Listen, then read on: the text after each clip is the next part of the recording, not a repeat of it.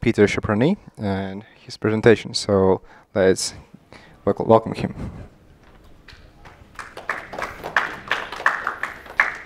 Okay, so can you hear me properly? It's great. So hello and welcome everyone. Today I'm here to show you what are the main security concerns we identified on the market and how our tools offers help to fight against those challenges. Thank you for joining just after the coffee break. I know that, so thank you for being on time. And also thanks for others joining remotely to the session. I'm Peter SOPRONI, a pre-sales engineer from Balabit. And we have around 30 minutes here. Actually, I prepared a hands-on demonstration of a few of our tools we have. There was a technical problem, so I cannot show it on this computer, but actually just an hour ago, I recorded those sessions, and I will be able to show you what I wanted to present here. So about the company, we founded in 2000, so we have 16 years of experience in the IT security field.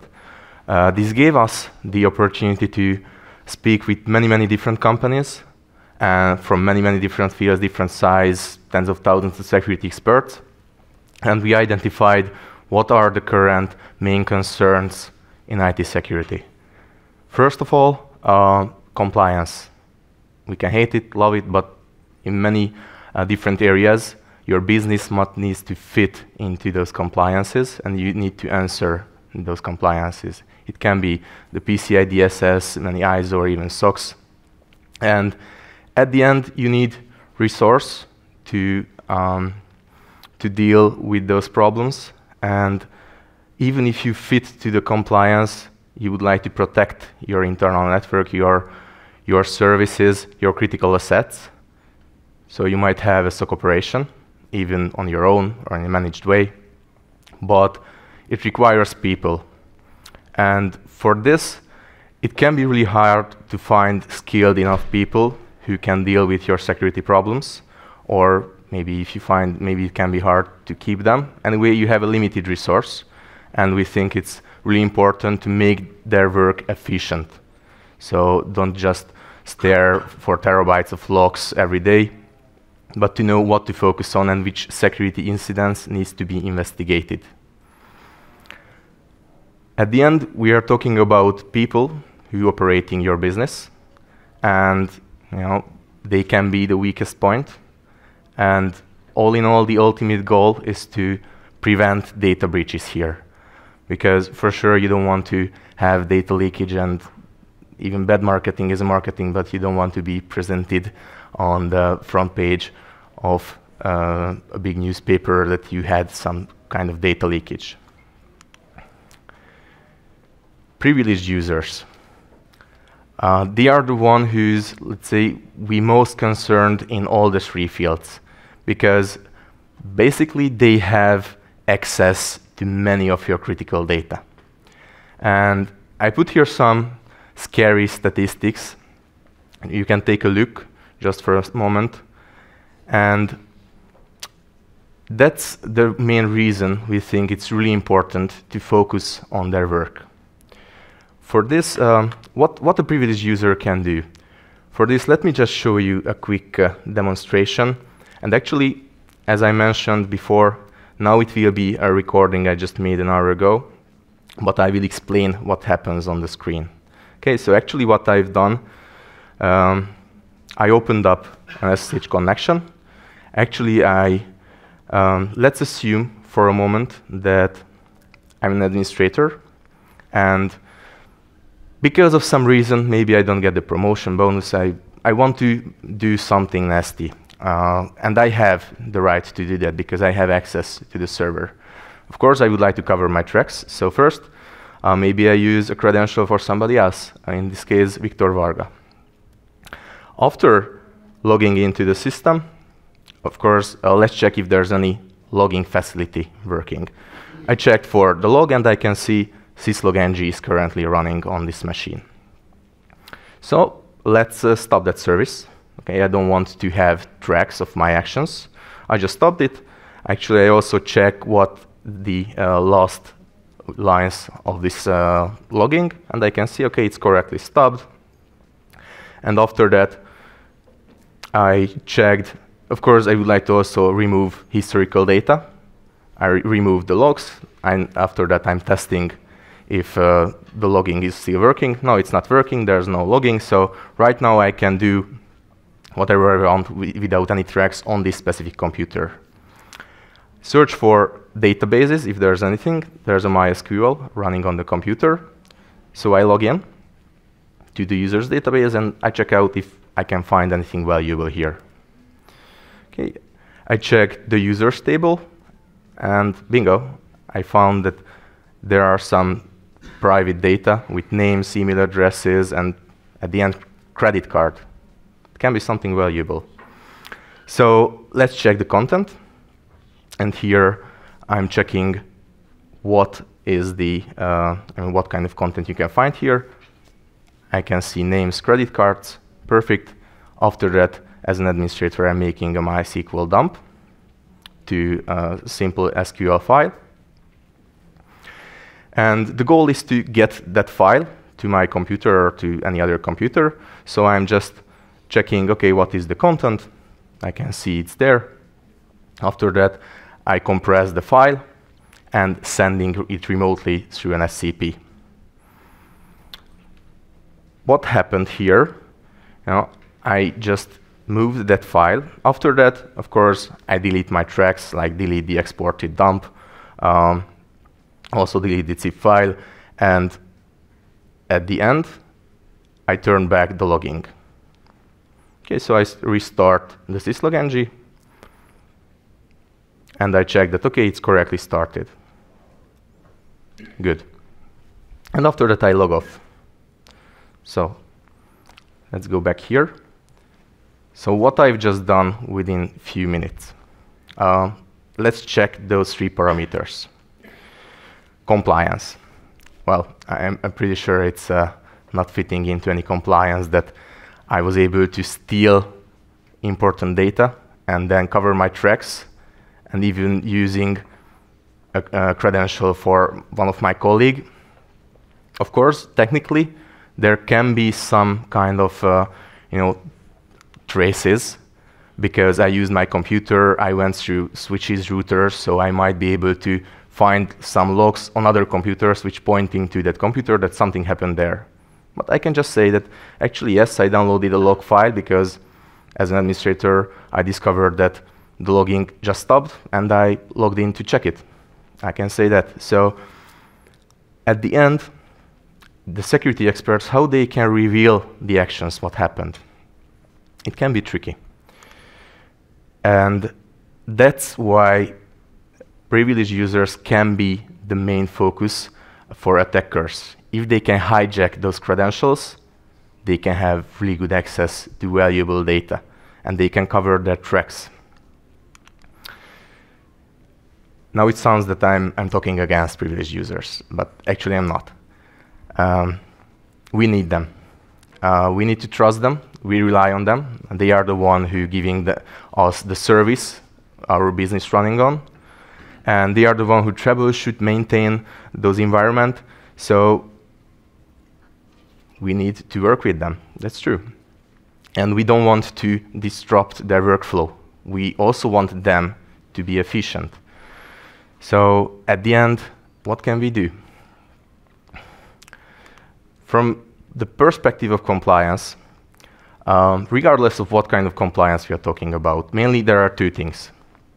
You need to control the access to your critical data and record the actions, who did what, when, on which server, and things like this.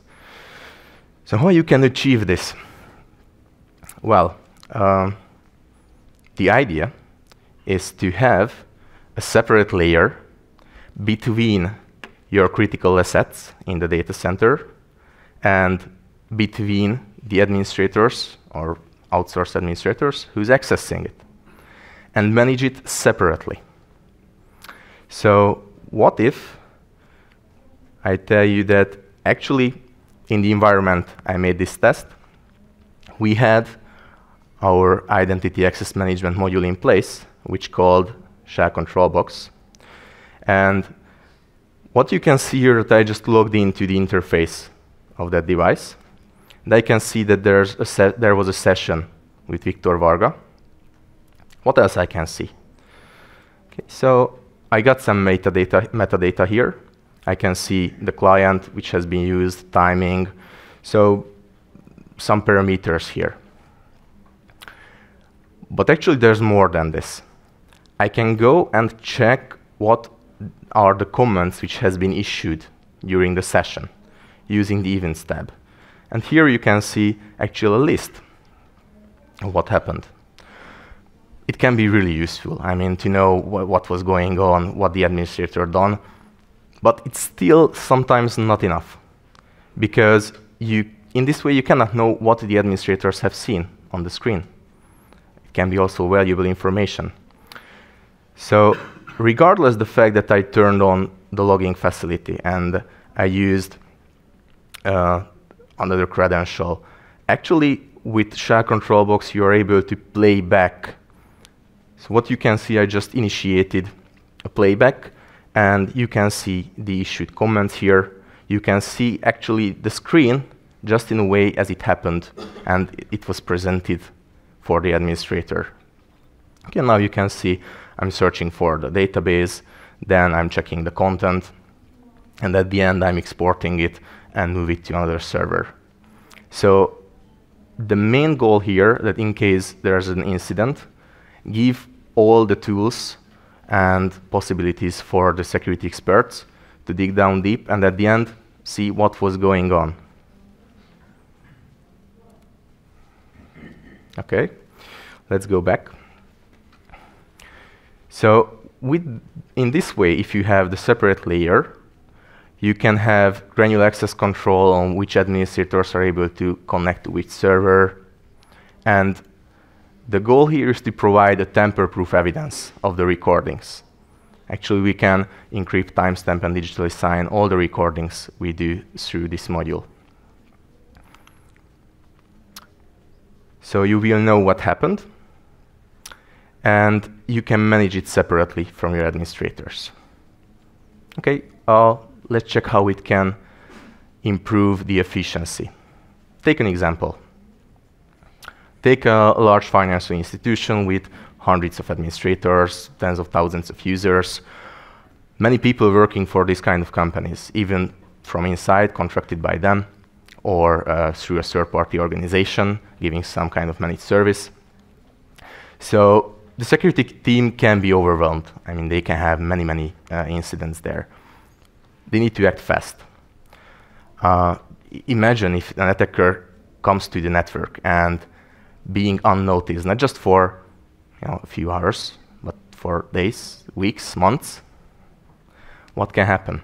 Also, the other side of the story, if you try to restrict every access immediately, then you disrupt the workflow of your employees.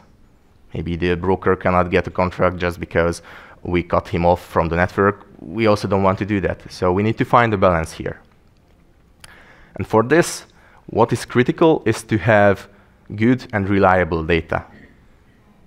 Answer the question of who did what and what was going on, and is it a normal activity or not?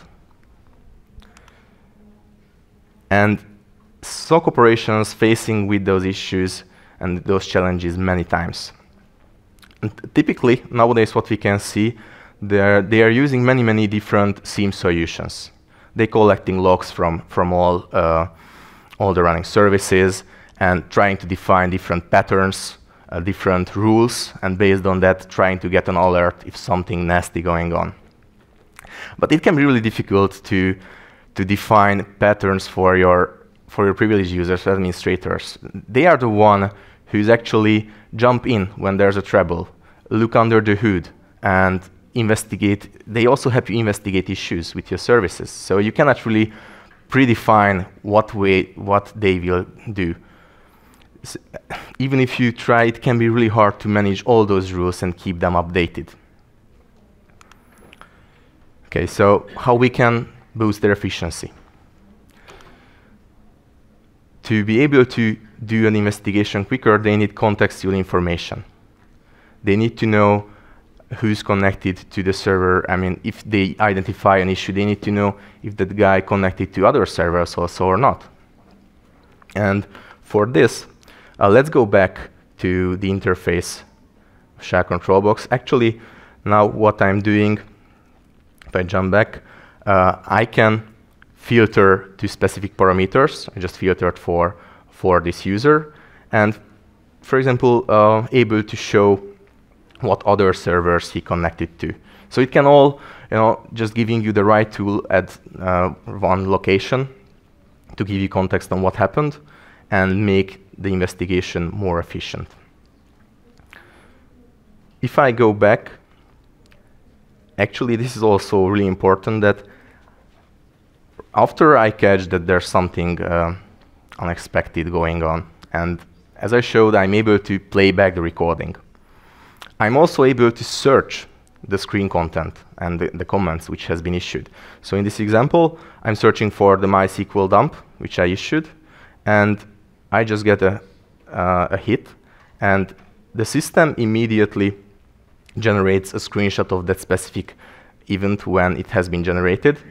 Okay, so yes, MySQL dump, and I can immediately open it up and see when it was presented. And after that, if it's necessary, I can jump to the recording and see also what was going around that event. Okay. So as I showed, we are actually able to play back the events just like a movie. And actually, it's not just for SSH, it's also for graphical sessions like RDP, Citrix, and VNC. So at the end, logs are crucial, really important. But as you can see, sometimes it can be turned off, and you won't have logging in this way. And even if from a log you can see logging events and maybe issued comments, you cannot. It's much more efficient to put it together and see it exactly in a way as it has been presented. Okay, we are talking about how we record a typical an exact session and what you can get out of that.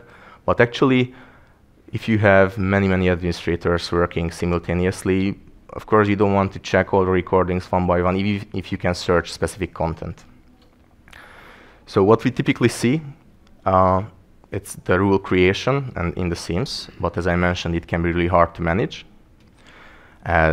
Even the people can change, the system can change. So at the end, privileged users are walking in a, let's say, unexpected way. We cannot know what will they do exactly.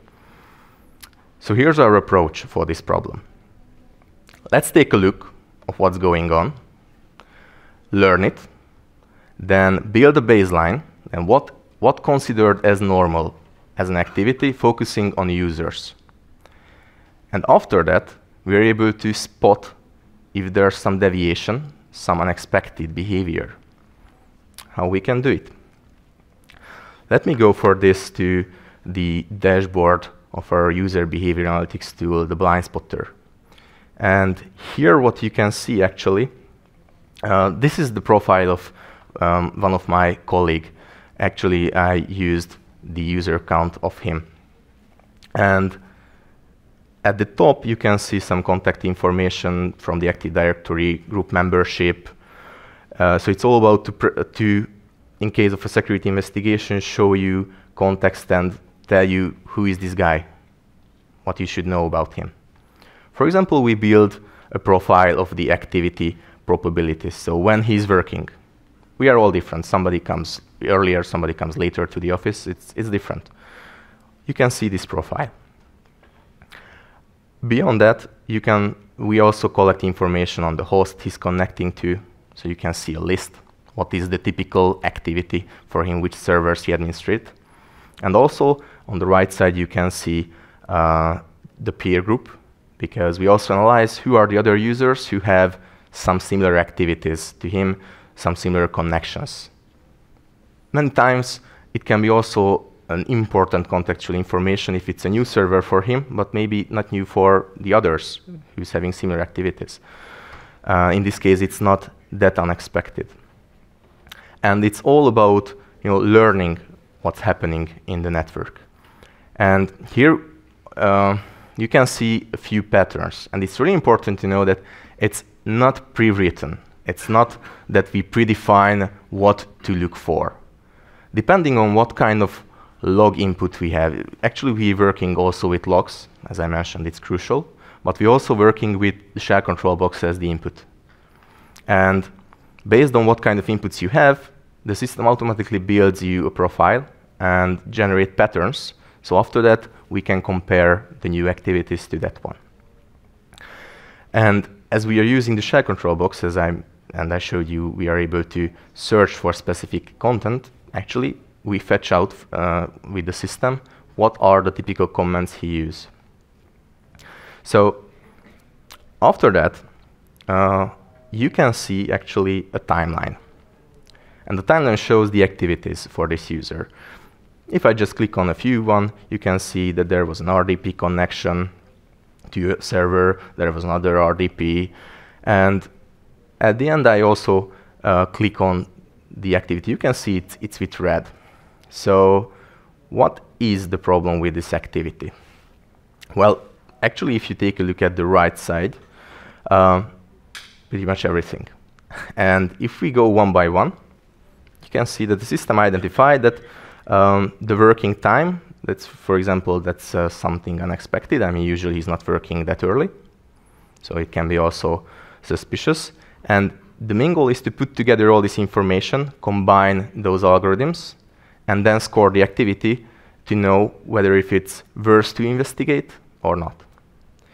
And here, you can see that we identified patterns. And typically, he's working with RDP. And now it's an SSH. That's also something which important to know. Also, again, the host, it's something which he hasn't connected before. So it's a new one. And as we fetch out the comments, you can also see that actually in this session, many red comments because it haven't been issued before. So again, investigation. At the end, you can dig down and play back the action just as happened before, and you can mark whether if it's an interesting activity or not.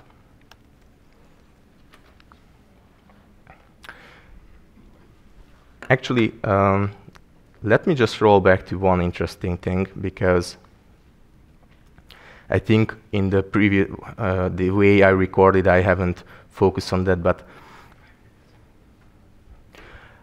here you can, it's not that easy to visualize. And it's about the keystrokes. The way we record those actions, we also record the keystrokes there. And we use mathematical algorithms to know, to say an example, how much time does it take to press an O after a K, and things like this. And it's something which unique, which belongs to you. It's like a digital DNA. And actually, for this, I would like to challenge you. So after this speech, if you're able to come to our stand, then I have my machine configured with my patterns. And please try to copy my activities. And let's see what happens. OK, let's go back here. So your privileged users have the key to the kingdom you have. And their credentials are very valuable because of this. If they want something bad, they might have the access for that. So their activities need to be monitored. And in this way, to have the separate layer, actually that was only a portion of the features we offer. You can have many different monitoring, controlling, or policy-based activities. You can request that in a specific time period, you might require further authorization from a supervisor. And it's all about to know what's going on. Let's go back to the example we had. So with this solution we call contextual security intelligence, You're able to record all the privileged accesses to your critical assets, analyze the content, and not just the content, but also biometric features. In text-based protocols, it's about the keystrokes. In case of graphical protocols, it's also about mouse movements. At the end, the system scored the activities by different algorithms, and then show the security professionals what are the events which needs to be investigated, or at least needs to be focused on. So this way we try to make it more efficient. And at the end, we can show you what happened exactly. And for the end, let's have a phrase from Verizon. And it's about, it's, as I mentioned at the beginning, we need the privileged users. And actually, we need to treat them well. But when it comes to the part when they access the critical assets we have really business operations, business services running on, then we need to monitor them really strictly. And it's also for their own good, because if, for example, there's a hijacked account, we can also have a cover of what they have done on their computer and also protect them. So, thank you for the attention. And here, I think we still have a little time for question and answers. Yeah, we have like a couple of minutes for a little bit of questions. So, all right. So let's see. Maybe some words about technical side. To control every administrator, we need to install this product on every workstation, servers, or where should we install the product? And how make it protected from such users to disable? No, they can disable it because they can log in with root account. How prevent this? Okay, really good question. And it's about the architecture, how it's built up. And it's not agent-based. So in what you mentioned that with a root account they are able to disable. Actually, this the share control box, which is the heart of this solution, it's a proxy-based solution. So actually you install it to the network, and it can interpret the administrative protocols coming from the administrator going towards the server. And in this way, we're able to build the session. And technically, actually, we do not record video. We record the network traffic, and just as the clients, we're able to put it back. Yes? Sorry. Do you seriously believe that artificial intelligence like that is able to beat human brain and forward thinking? No, we don't want to beat human brain at all. We need security experts still. Yeah, but then you have no chance, because they will find a way to overcome. If someone wants to find a way, they will find it. It's like paying taxes, like businessmen will always find a way, a legal way, to decrease the amount of taxes. As much as they can, the government will try to find it, but they will be the first who will win, actually. So it's about that. That's nice. But in reality, such things give a lot of amount of false positives, which are overwhelming any watchers. You will need to put like administrative personnel, personnel on top of that. And at the end of the day, they will simply refuse monitoring things like that. And at the end of the day, experience shows that such systems do not really work. So that's my personal experience from the field. No, I absolutely know what you mean. And actually, this is why we build the baseline for that. And this is why we try to focus on the activities which needs to be investigated. We do not say that there's no false positive. That's true. We just say that we focus on the activities which needs to be investigated. And this is, using the machine learning and the comparison, it's all about to reject many alerts which don't need to be investigated, because it's already learned by the system that it's something natural for that user. And of course, that's why we have adjustment in the system. For example, just to say one, manually we can adjust the risk level of specific users. So for example, if it's an IT trainee who has already restricted access to many servers, then we can lower the risk. And in this way, the system won't shoot alert for all the new connection to the new servers. or if it's, for example, the senior system administrator who has access to all of them, then we, of course, raise the risk level.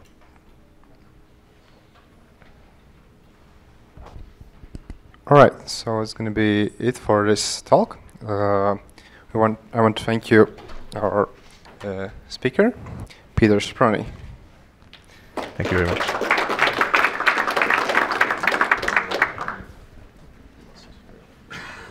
Thank you. There is an opportunity for you as well.